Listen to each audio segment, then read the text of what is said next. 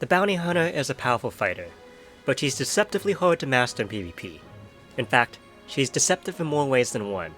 As a gunslinger, you might think that she would be a ranged zoner, trying to keep you away at arm's length, but she's actually more of a melee fighter, opting to rush down her enemies and finish them off quickly. She's a tricky one, so let's get this started. Bounty Hunter is similar to the Elementalist, being unable to loop her own basic attack without help from her skills. In fact, it might even be worse. Her saving grace in all this is that unlike the Elementalist, she is able to loop her air combos back to back, just like a Scythe Guard can. There are two main variants to this air loop that you can use. The first is a straightforward version. After kicking the target up into the air, you tap your basic attack button 7 times before you dive kick them back in the ground, and repeat the combo again. The second variant is a little bit more tricky. If you're familiar with the X drop from L Sword, or air juggling in Kurzspiel, you'll have no problems here. After kicking your target into the air, tap them 3 times with your basic attack, and then return to the ground and blast them 5 times before you repeat this combo. The reason you do this is to conserve your energy from dive kicking, just in case you didn't have enough energy to complete the combo. You'll also use this conversion technique if you need to transition into different combos that we'll see later in this guide. On top of being just overall annoying for your opponents, the landmine skill enables you to loop your basic ground combos efficiently, giving the bounty hunter some semblance of familiarity to the other classes. You can safely auto-attack your target 4 times, before you need to use another landmine to lift them back up again. In PvE, basic air attacks are a good way to zone out bosses and deal DPS to them. In PvP, this is only half true. You can use your air attacks to help keep yourself safer in the air, but you should not expect your bullets to hit anything, unless they're charging straight at you or they're directly underneath of you.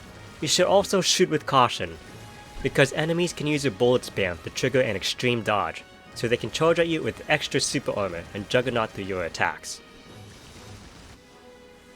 Again, in PvE, this skill, the magic cartridge, is an absolutely indispensable tool in your kit, but in PvP, it's completely negligible. In fact, it's oftentimes outright detrimental, and shouldn't even be taken into the match at all. Usually, it's an unnecessary waste of energy to power up your bullets that aren't going to hit anything, and if you try to use it mid-combo, that slight animation delay it causes can be enough to let your target touch the ground and completely drop your combo. If you decide to take this skill, I'd recommend using the cryo bullets. The slow debuff they provide can help your combo management much more tolerable and less likely to drop over a single slip up. The bounty hunter's primary DPS skill, Rain Down Fire, is mainly used to combo lock targets in the air for PvP.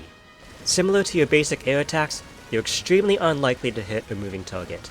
In order to confirm full combo damage with this skill, your target needs to have a floating value of at least 4 attacks. For reference, if you launch a target using the skills like a slide attack or flurry shots, you can shoot them 3 times for each skill before they drop to the ground. If you somersault them in the air with your basic charge attack, they begin to drop on the 7th hit. In order to safely confirm Rain Down Fire from a basic combo, launch your target into the air. From here, you can either use the air conversion combo that we covered earlier, or just immediately activate the skill. Tap them once, then you can return to the ground and literally rain down fire on them until they drop. This is your primary approach skill, available to you at level 1. Slide attack is fast and straightforward, with slightly lingering hitboxes that last through almost the entire attack animation. The range extends from the center of the arena to right before reaching the edge of it. Another one of your level 1 skills. On its own, Levitating Shot isn't all that impressive. It's quick, it does sport medium armor along with the mid-range CC, so you're not completely unprotected. This skill tends to work best if used together with your slide attack. It makes up for that last bit of range at the edge of the arena that your slide kick is unable to reach. The last of your level 1 skills, Flame Burst, is a very fast skill with a large blast range, making it excellent for catching your targets. The downside is that the CC window for the skill is extremely short, so if you want to confirm the combo, you usually have to dive right in without knowing if you actually caught them or not. The level 10 skill, Flurry Shots, is functionally the same as your slide attack, but stronger.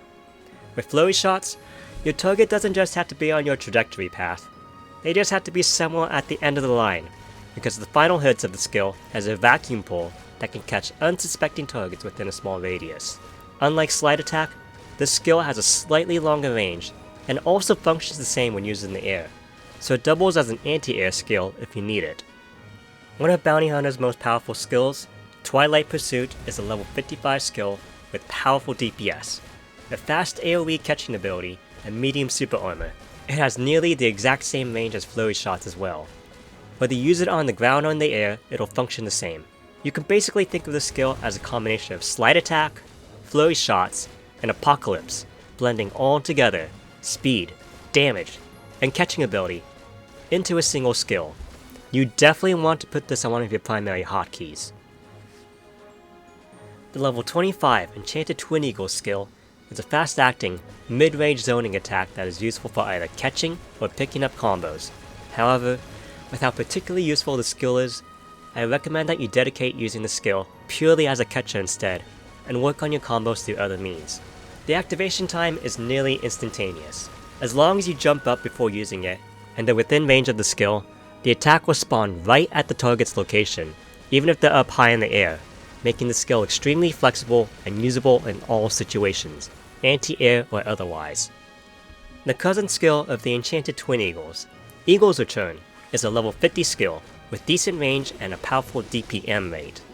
Sure, you can use the skill for zoning like the Twin Eagles, but it's a lot slower and it doesn't immediately spawn like the Twin Eagles, so I doubt that you'll catch much with it.